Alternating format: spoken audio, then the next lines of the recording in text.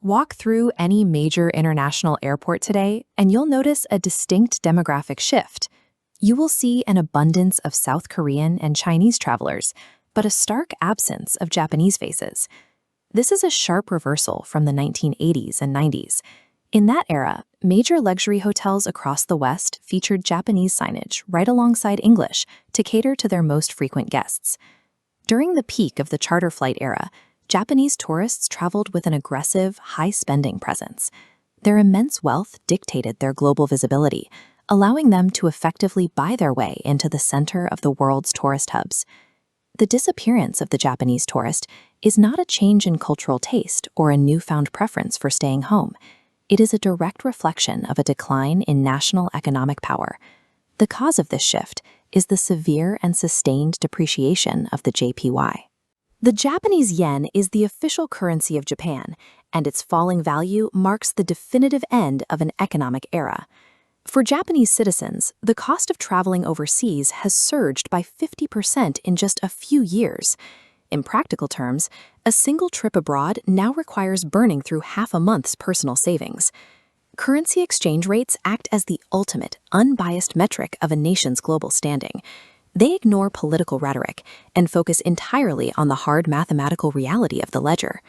While Japanese travelers have largely retreated, the rest of the world is currently flooding into Japan's traditional spaces. The country's domestic tourism industry is undeniably effective. It relies on a foundation of cleanliness, order, and exceptional service. This chart compares the purchasing power of the United States dollar and the euro against the yen. For the modern global traveler, Japan's primary appeal isn't just the culture, it's the extreme affordability. This creates a dual reality, a booming local tourism industry built on the erosion of its own citizens' purchasing power. The image of the polite host is increasingly subsidized by economic necessity and a weakened currency.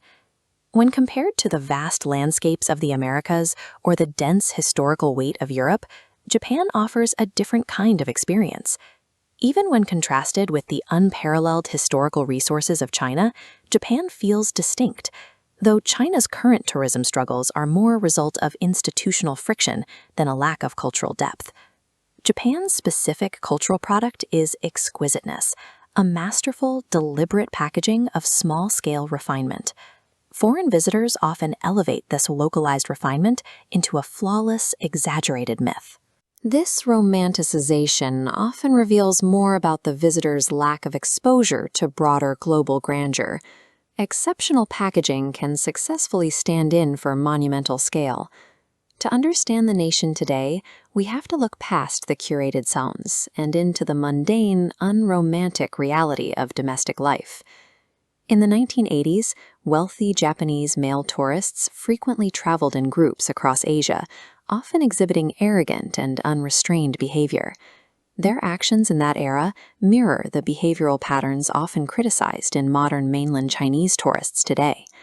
Extreme wealth and sudden poverty offer different paths to the same end. Neither state is a proxy for civilization. They are simply different contexts for a loss of behavioral restraint.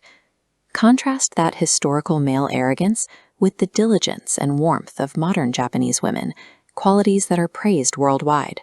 But this diligence is often the product of an unequal social hierarchy, where women hold an unsettlingly low status.